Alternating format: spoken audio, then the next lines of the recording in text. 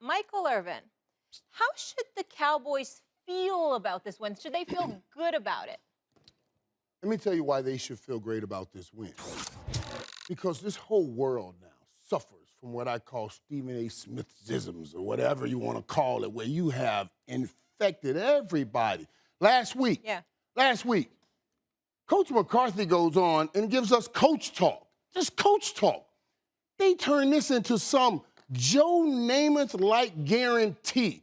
And I was like, oh my God, is everybody trying to give all the gasoline they can in the tanks of the Washington football team so they can beat the Dallas Cowboys? And then Coach Rivera fell for the old banana in the tailpipe trick because some reporter came up to him and said, oh, he guaranteed a win. Oh, he went on this whole thing about he made it about himself. If he made it about himself, the boys backed him up. If y'all want to call it a guarantee, y'all can call it a guarantee. The coach guaranteed, and what's important, the team stepped up and backed him up. So don't ask me if this is a great win. From that point alone, this is a great win. If we don't bring up any other point, period, that we can sit here and talk about, we know they want to play for this coach. Now, let's talk about how they won that. By the way, you could call it the SA syndrome. It's all right. I like that. I like the SA syndrome, and I would drop it. I drop it on my other shows.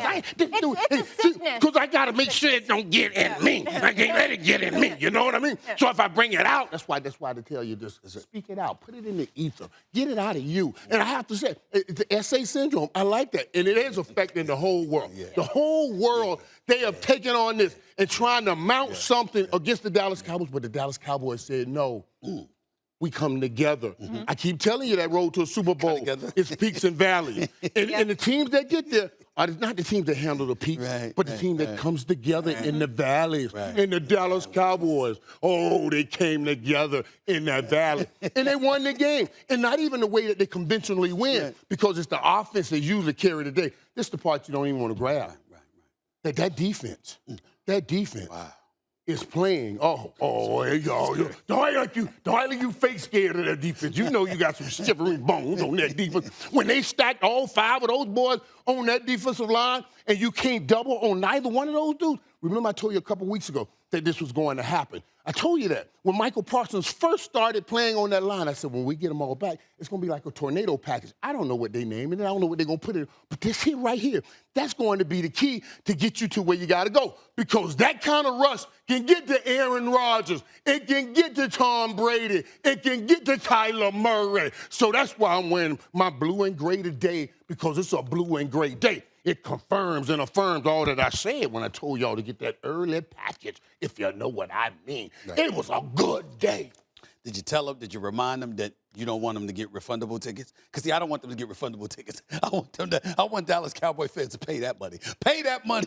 Don't get a refundable one. Don't punk out. Don't punk out like Dallas Cowboy fans have a tendency to do. You know what? No. If you believe in this team so much, buy your tickets for SoFi, flying to LAX, flying to Burbank. You understand? Make sure they're non-refundable tickets. That way, when you lose your money, it makes it even more enjoyable for me. That's what I'm trying to say to you right now. Listen, all I'm trying to say to you is this, my brother. Here's the deal. I'm going to give you something. I'm going to give you a little credit. I watched you Thursday. I watched you last week. And I watched you yesterday. I watched you every day. I watched you yesterday. You wasn't this bold yesterday. No. You wasn't this bold yesterday. Before the game. Hold on. Before the game, when that guarantee, quote unquote, because I never said he said a guarantee, but nevertheless, you had some people who were saying that, and you were absolutely right about Mike McCarthy. I didn't see you bold then. I saw you a little timid. I saw you a little. They should win. I heard words like should. I heard words like could. I heard you bring up Tony Pollard being out. I heard you bring up Ezekiel Elliott not being 100% healthy. That's what I heard. You didn't say it with your chest, but that's all right. That's all right. We're going to work with that. Here's my deal. Let me throw this out at you. I want to get this out because it's very, very important coming from me. Micah Parsons is not only, first of all, the only thing that I was annoyed about when they picked him was the fact that you would celebrate with him on Instagram. But if you remember, the night of the draft, I was like, hater. You remember? I said, if you go back to the tapes, I was like, this was my pick of the draft. I love this brother, and I know how special he is. I not only believe he's the defensive rookie of the year, I think he may be the defensive player of the year. Yeah. That's how elite I think this brother is, okay? He is something special. Yeah. Make no mistake about it. I want to point that out. That's number one.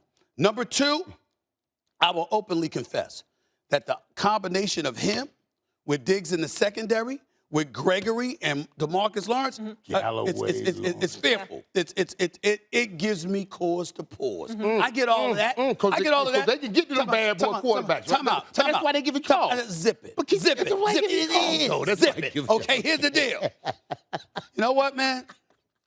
I watched the Dallas Cowboys.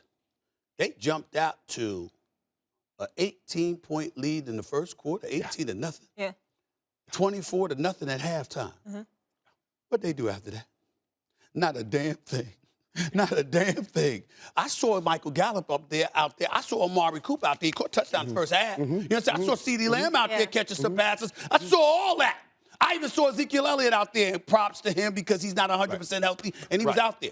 I saw you score 3 points in the second half. And by the way, while we're raving about the Dallas Cowboys defense, I will remind you, they're going against Mr. Muffler himself, Mr. Heineke right there, who did not have a game. Oh, no, who did not have a game. Mr. Muffler. Mr. Muffler. Yeah, a team with no name. Yeah, Kyle Allen coming off the bench after him. I'm just saying, you raving about